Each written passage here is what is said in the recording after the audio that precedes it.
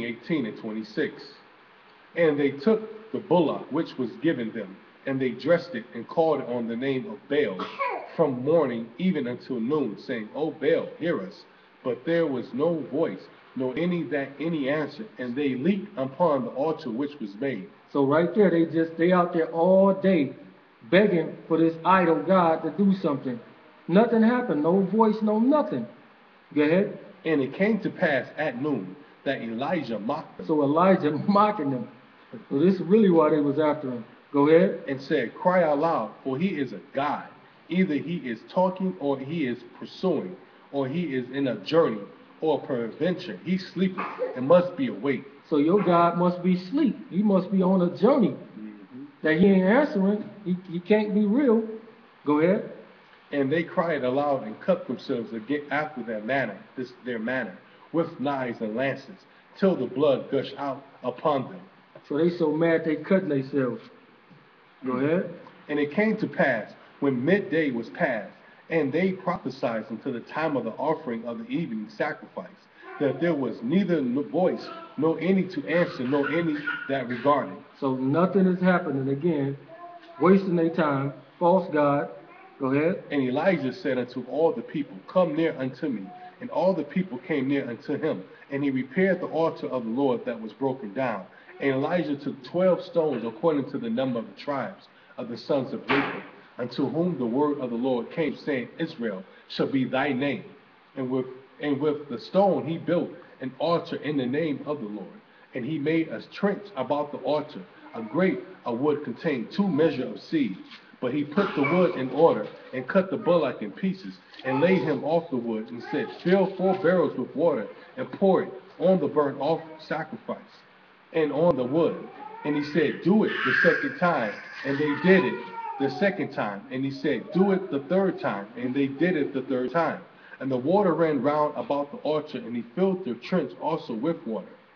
And it came to pass at the time of the offering of the evening sacrifice, that Elijah the prophet came near them and said, Lord, power of Abraham, Isaac, and of Israel. So he asking on his God. Now he asking the Most High, our God, to do this thing that the 450 false prophets asked, and it didn't work. Let's see what happened with Elijah. Lord, power of Abraham, Isaac, and of Israel, let it be known this day that thou art the Most High of Israel, that I am the servant, and I will have done all these things at thy word. Hear me, O Lord, hear me, that this people may know that thou art the Lord power, and that thou hast turned their heart back again. Then the fire of the Lord fell and consumed the burnt sacrifice. There that fire go. So the fire comes down at his voice, at his command from the Most High, came down and did what? And the fire of the Lord fell and consumed the burnt sacrifice, and the wood and the stone and the dust, and the licked up the water that was in the trench. And when all the people saw it, they fell on their face, and they said, Lord, is it he, the power? The Lord is he, the power?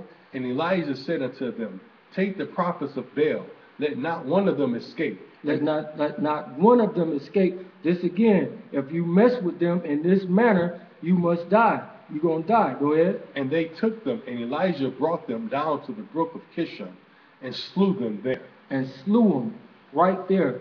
450 false prophets died. They was coming against him. It's not wise. And he was nice then. He ain't going to be playing when they come back. Let's go back to 2 Kings 1 and 9. Elijah and Enoch wasn't no joke. And they're going to be worse this time when they come back. So everybody that try to challenge them, it's a wrap. 2 Kings 1 and 9. 2 Kings 1 and 9. The king sent unto him a captain of 50 with 50. And he went up to him, and behold, he sat on the top of an hill. And he spake unto them, Thou man of the Most High, the king has said, Come down. And Elijah answered and said to the captain of 50, If I be a man of the Most High, if I be a man of the Most High, then let fire come down from heaven. Then let fire come down from heaven. And if any man will hurt them, fire proceedeth out of their mouth. Go ahead. If I be a man of the Most High, then let fire come down from heaven and consume thee and thy 50. And there came down fire from heaven and consumed him and his 50. Again, also he sent up him another captain of 50 with his 50. So right there, 50 men got burned to a crisp at his word, at Elijah's word. Go ahead. Again, also he sent unto him another captain of 50 with his 50. So another captain of 50 with the 50, that's 100. Go ahead. And he answered and said unto him, O man of the Most High, thus hath the king said, come down quickly. And Elijah answered and said unto them, if I be a man of the Most High. Again, if I be a man of the Most High, let fire come down from heaven and consume thee in thy 50. Again, let fire come down from heaven and consume thy 50. See, do it again. And the fire of the Most High came down from heaven and consumed him in his 50. So again, they got burned to a crisp. That the people still ain't learned. They all watch this. Still ain't learned. The same thing gonna happen again. Our people gonna be hard-headed when they see them, because they ain't gonna be in a three-piece suit. And they're gonna be hard-headed and get burned to a crisp. Go ahead. And he sent again a captain of the third 50 with his 50. And the third captain of 50 went up and came and fell on his knees before Elijah, and besought him and said unto him, O man of the Most High, I pray thee, let my life and the life of these 50 thy servants be precious in thy sight. So right here, my man got it. He seen what happened to the other ones. Like, brother, please don't burn me. So he got it. But we know our people is even worse right now. More stiff-necked. Let's go back to Revelations. Revelations 11, 5, I think.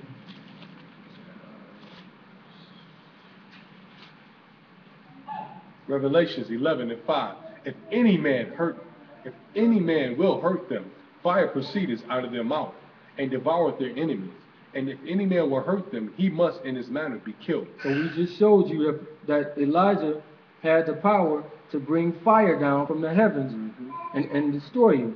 Go ahead. These have power to shut heaven, that it rain not in the days of their prophecy, and have power over waters to turn them to blood. And have power over water to turn them to blood. We seen what Elijah did with the stick, how he smoked the water. Go ahead. And to smite the earth with all plagues as often as they will. As often as they will. Keep that in mind, with all plagues as often as they will. Let's handle the water part. Let's go Kings. What is that, 17? First Kings? First Kings 17? I think that's it.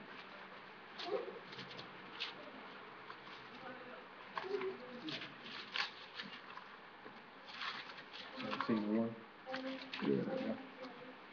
1 Kings 17 and 1. Hold on. 1 Kings 17 and 1. Go ahead.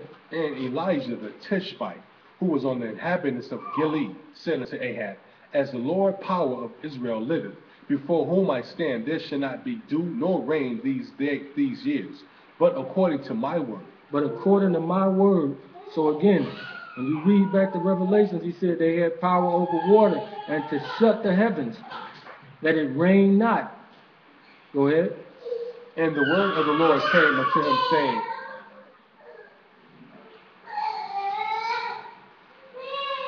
And the word of the Lord came unto him, saying, Get thee hence, and turn thee eastward, hide thyself by the brook Cherith. This is before Jordan. Now go jump down to 7. And it came to pass after a while that the brook dried up, because there had been no rain in the land. So you stop the rain. If you stop the rain, you cause a famine. That's what you cause a famine, which leads to plagues. Keep that in mind. Go to the APOC.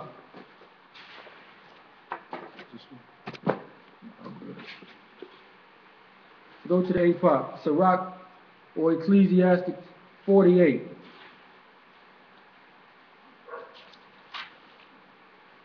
Go ahead. Then stood up Elias the prophet as fire, and his word burnt like a lamp. Whoa. And Read that again. Then stood up Elias the prophet, as fire, and his word burnt like a lamp. He brought a sore famine upon them, and by his zeal he diminished their number. By the word of the Lord he shut up the heaven. He did what? He shut up the heaven. He shut up the heaven. He stopped it from raining at his command. Go ahead. And also 3 times brought down fire. Brought down fire. That's when he burnt them up. Go ahead. O Elias, how was thou honored in thy wondrous deeds? And who made glory like unto thee?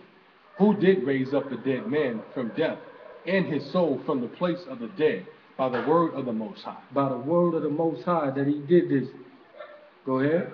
Who brought his kings to destruction, and honorable men from their bed? Who heard us the rebuke of the Lord in the Sinai, and in Horeb, the judgment of vengeance? Who anointed his king to take revenge, and prophet to succeed after him?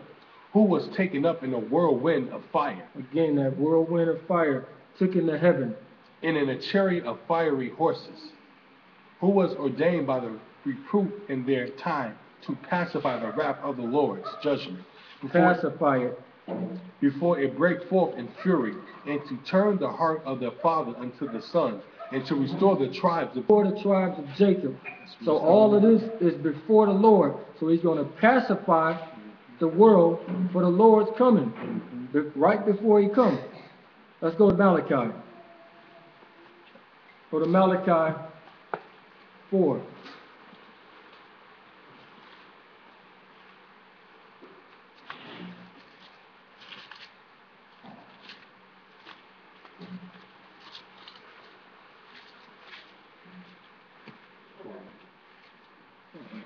Four and close to the end. 4 and 5.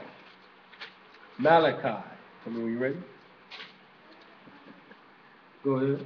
Malachi 4 and 5. Behold, I will send you Elijah the prophet before the coming of the great and dreadful day of the Lord. Read that again. Behold, I will send you Elijah the prophet before the coming of the great and dreadful day of the Lord. So again, he's going to send him before the great and dreadful day of the Lord. So he's going to pacify and soften it up and try to get the world ready to receive the Lord and not reject him. But we know it's not going to happen. Only 10% going to make it. Yeah, go ahead. And he shall turn the heart of the fathers to the children, and the heart of the children to their fathers, lest I come and smite the earth with a curse. So that's the only way. And he ain't going to just come straight out and smite the earth with a curse. So he's going to send Enoch and Elijah to soften it up. But our people ain't going to hear. Go back to Revelations 11. You start at 6. These have power to shut heaven, that it rain not in the days of their prophecy, and have power over the waters to turn them to blood, and to smite the earth with all plagues as often as they will. And when they shall have finished their testimony, the beast that ascendeth out of the bottomless pit shall make war against them, and shall overcome them and kill them. So we know that the so-called Antichrist, or Satan himself, is going to come and kill them. They got that much power that he can't send nobody else. The people on the street ain't got nothing. So Satan himself got to come and kill them. Go ahead. And their dead bodies shall lie in the street of that great city, which spiritually is called Sodom in Egypt. Go jump back. Go back to 6. Read 6. These have power to shut heaven, that it rain not in the days of their prophecy, and have power over the waters to turn them to blood, and to smite the earth with all plagues as often as they will. So that plagues is key. They smite the earth with all manner of plagues as often as they will. Now, we're going to go into the key segment right here to show you that you can't just sit around and think the Lord is going to just pick you up and deliver you out of something, which I'm not saying it's not going to happen, but it's dangerous to think that way. Go to Revelation 18 and 4. So it says they can smite the earth with all manner of plagues as often as they like. So they're going to show up, guess where? In America. They the ones that's gonna plague the place. Go ahead. And I heard another voice from heaven saying, "Come out of her,